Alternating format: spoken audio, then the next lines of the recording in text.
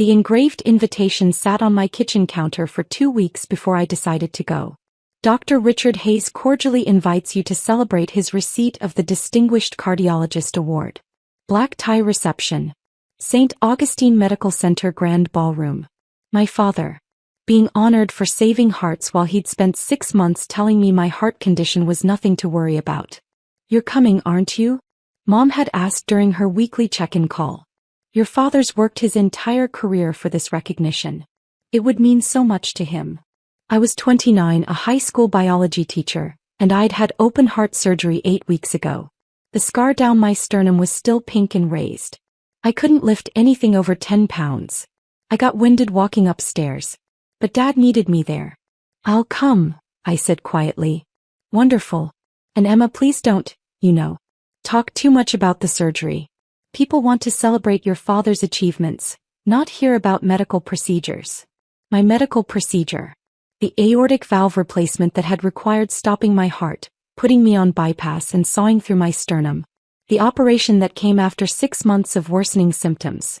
Chest pain, shortness of breath, fainting spells, that Dad had dismissed as anxiety and deconditioning. I'm a cardiologist, Emma, he'd said when I'd begged him to take my symptoms seriously. I think I know the difference between a cardiac event and a panic attack. You're 29. Your heart is fine. My heart wasn't fine. The bicuspid aortic valve I'd been born with had deteriorated to critical stenosis. By the time I'd collapsed at school and been rushed to the ER, my ejection fraction was 35%. Another month and I would have been in heart failure. But Dad called it a small operation when he told colleagues about it. Minor valve issue. Routine fix. The night of the ceremony, I dressed carefully in a navy gown that hid how much weight I'd lost. The fatigue was still overwhelming. Cardiac surgery recovery took months, Dr. Chin had warned me. My father had warned me nothing except to stop being dramatic. The ballroom glittered with St. Augustine's medical elite. Dad stood at the center, resplendent in his tuxedo, surrounded by admirers. He'd built the cardiology department from nothing, saved countless lives, published groundbreaking research. He deserved recognition. He just couldn't see that I'd needed saving too. Emma. My brother Derek appeared, drink in hand. He was a resident in orthopedic surgery, following the family tradition. You made it. How are you feeling? Tired but okay. Good. Listen, Dad's going to make some remarks soon. He's planning to thank the family. Try to look enthusiastic, okay? He's been stressed about this event. He's been stressed. I'd had my chest cracked open and my heart stopped, but Dad was stressed about his award ceremony. The program began with video tributes from grateful patients. Dad had indeed saved lives, dramatic rescues, innovative procedures, compassionate care. The audience was moved. Mom dabbed at her eyes. Derek beamed with pride. I sat in the back, trying to breathe normally through the tightness in my chest that Dr. Chin said was normal postoperative discomfort, but felt like my sternum was being pried apart again. After the formal presentation, the reception opened. Donors mingled with physicians. I found a chair near the wall and stayed there, conserving energy. Emma Hayes. A woman in her 60s approached, elegant in emerald silk. I'm Dr. Judith Moss. I worked with your father years ago before moving to Boston. How are you? Your father mentioned you'd had some health issues recently. I'm recovering from surgery, I said carefully. Oh, nothing serious, I hope? Before I could answer, Dad materialized beside us, champagne flute in hand and face flushed with triumph. Judith, you made it. Have you met my daughter Emma? She had a little heart procedure recently, but she's bounced back beautifully. A little heart procedure. I felt the words like a physical blow. Heart procedure? Dr. Moss's professional interest sharpened. What kind? Nothing major, Dad said quickly. A valve thing. Young people are so resilient. She was up and around in no time. I wasn't up and around. I could barely make it through a school day. I was on medical leave for another month. Emma, didn't I tell you to stop being dramatic about the little surgery? Dad's tone was jovial, meant for the audience gathering around us. She had me worried for nothing. Thought it was this huge emergency. But it was routine. In and out. My surgery had taken 7 hours. I'd spent 3 days in ICU. Which valve? Dr. Moss asked, looking at me now. Aortic, I said quietly. Replacement or repair? Replacement. Mechanical valve. Something shifted in Dr. Moss's expression. How old are you, Emma? 29.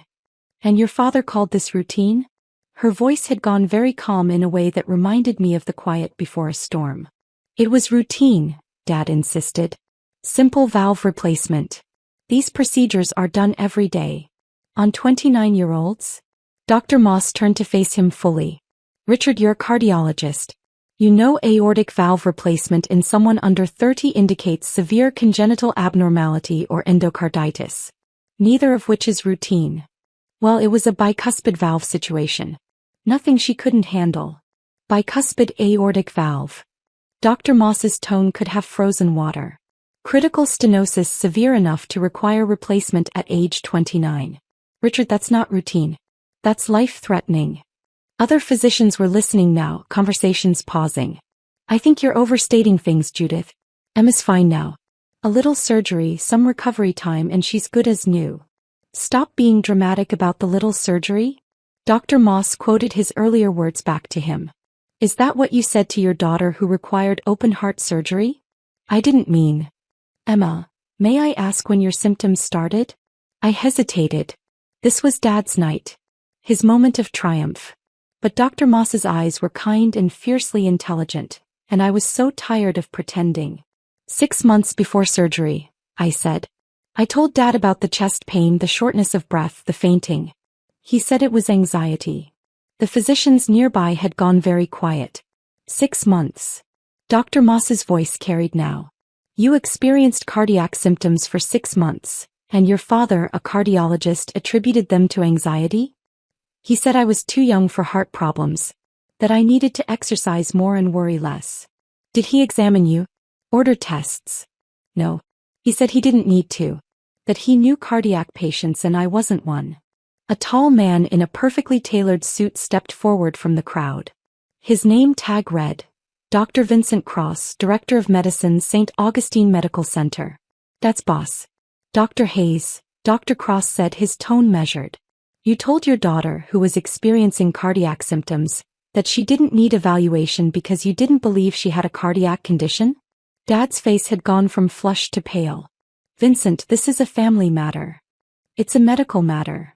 Dr. Cross pulled out his phone. Emma Hayes. You're a patient here.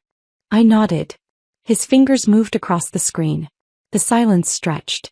When he looked up, his expression was grave. Your daughter was admitted through the emergency department 8 weeks ago in acute heart failure. Her aortic valve had critical stenosis with a mean gradient of 65 millimeters of mercury. Her ejection fraction was 35%. She required emergency surgery. He looked at Dad. You're listed as her emergency contact and as her primary care physician.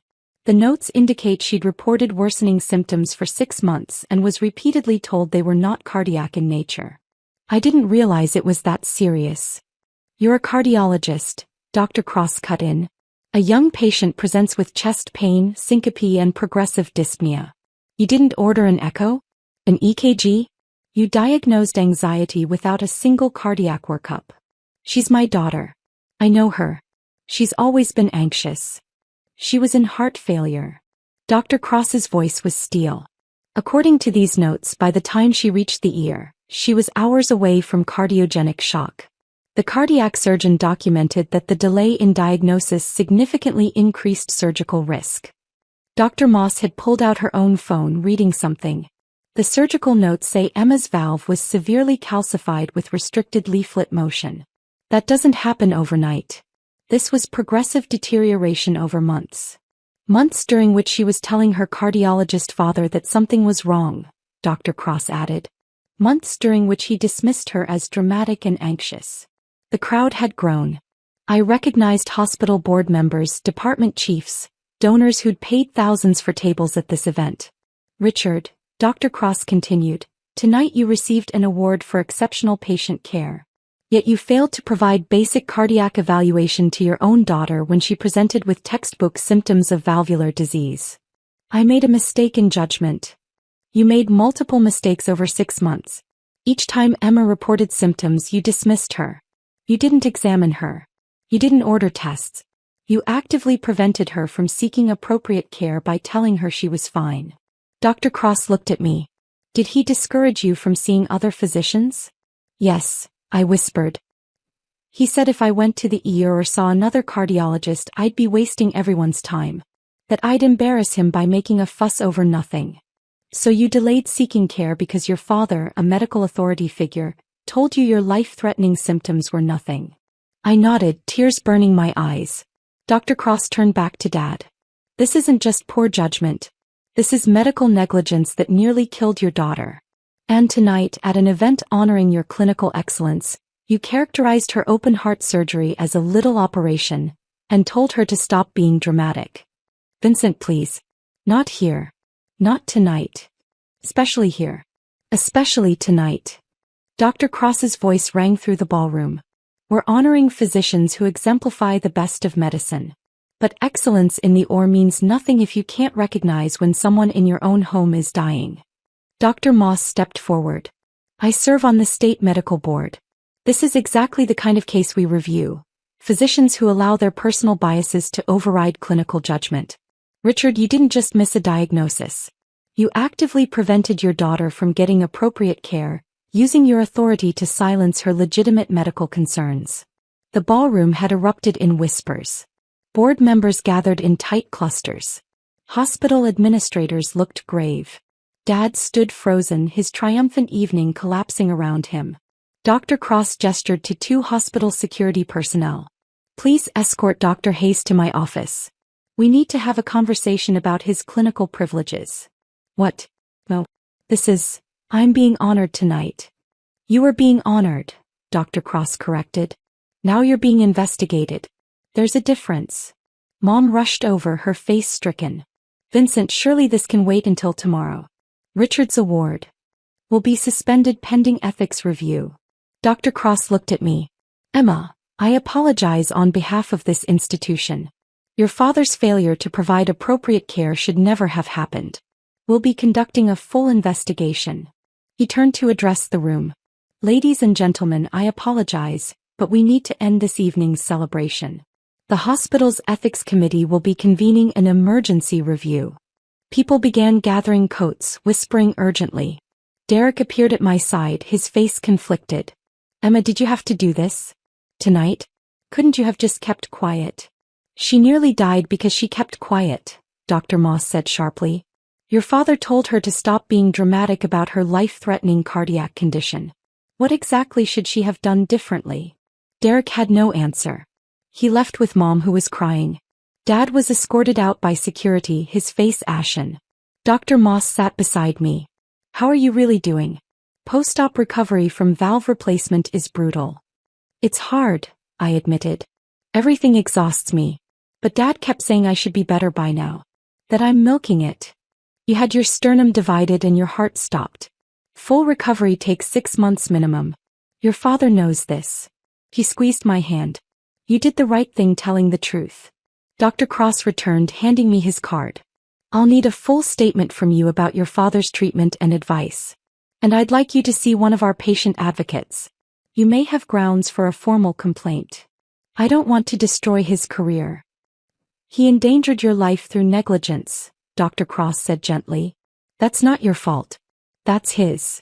The ethics investigation took 3 weeks. They reviewed my complete medical history, interviewed my emergency room physicians, and spoke with Dr. Chin, my cardiac surgeon. They found that Dad had dismissed clear cardiac symptoms for 6 months, had actively discouraged me from seeking care, and had used his medical authority to convince me I was overreacting to symptoms that were, in fact, critical. They also found 3 other cases where Dad had dismissed female patients' cardiac symptoms as anxiety or stress, leading to delayed diagnoses.